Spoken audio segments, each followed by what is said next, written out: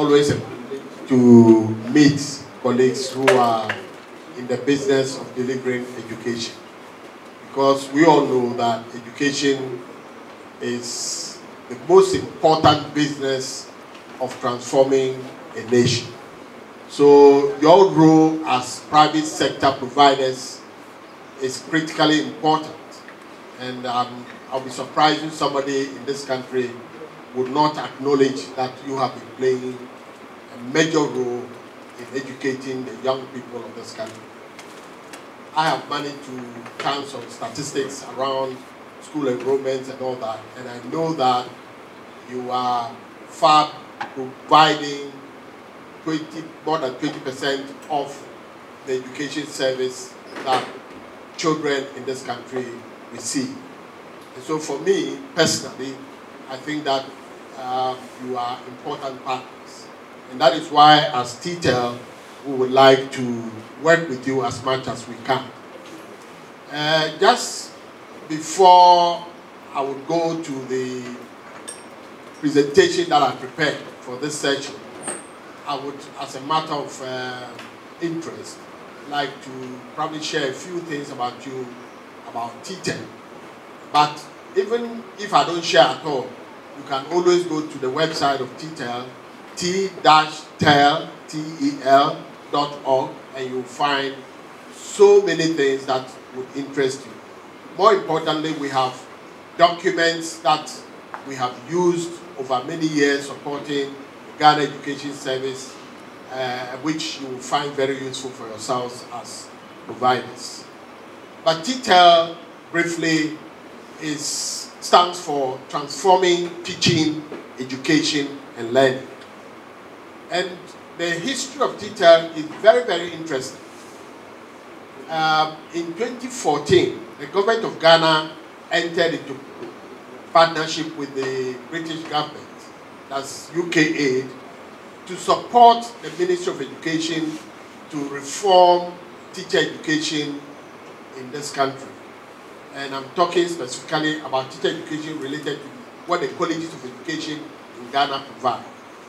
And since 2014, we've been working closely, a team of experts made up of Ghanaians, working closely with the colleges of education, the Ghana Tertiary Education Commission, which previously used to be National Council for Curriculum, National Council for Tertiary Education, and the ministry work together to reform teacher education in Ghana related to the colleges.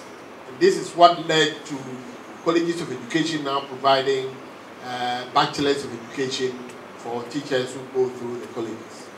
It led also to the changes that is now going to lead to the colleges becoming effective tertiary education institutions.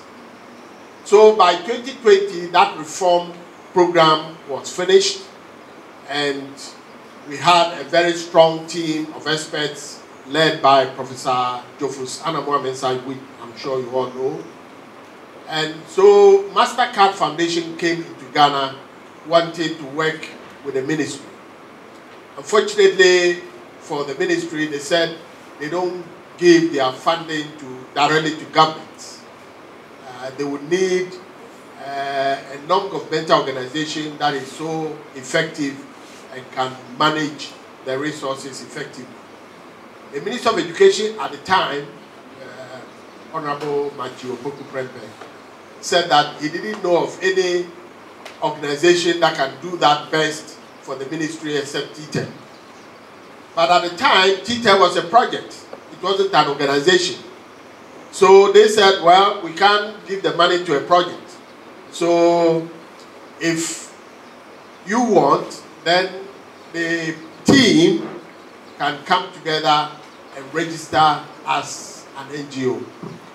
And so the whole team came together, went through a process of registration, and we gave birth to ourselves on the 7th of July 2020.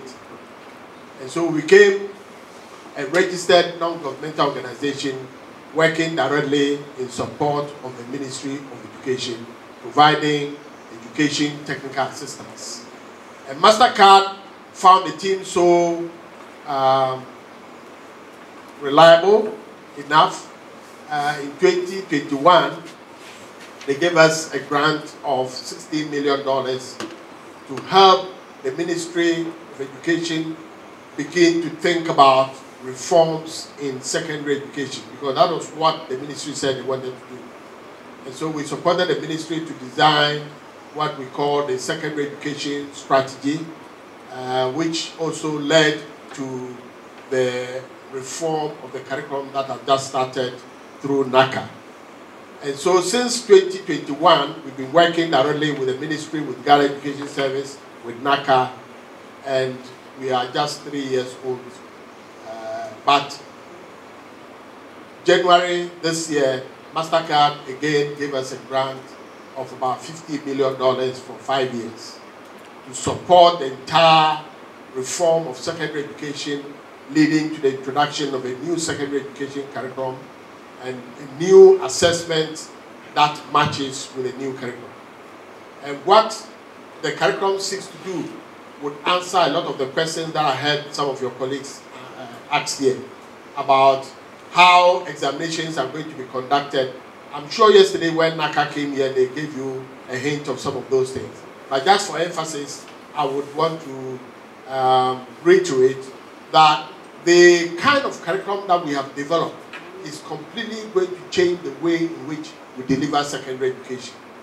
Because what it is going to do, and which I'll be covering in my presentation, we'll see that things that are going to be different from what we do now.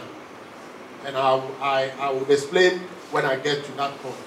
But again, what is even more important is that the examinations that are going to be accompanying this curriculum would be also different from what we know.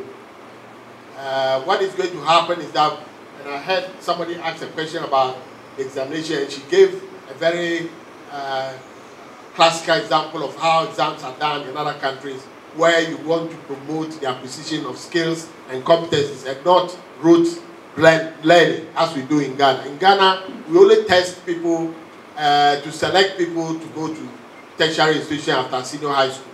That is the only purpose of the exams we do today. It is only to select those who go further to other university, colleges of education, polytechnics. That's what it does. It doesn't test what can the child do. It only tests what you can remember. And if you can remember 80% of what your teacher has taught you, you'll be selected to go ahead. And we want to abolish that completely in Ghana. We need, in this 21st century, we need children who can think, who can innovate, who can create, who can collaborate, and who can effectively work with their environment. Do you understand? So if we want to do that, then it means that all of us need to change the way we do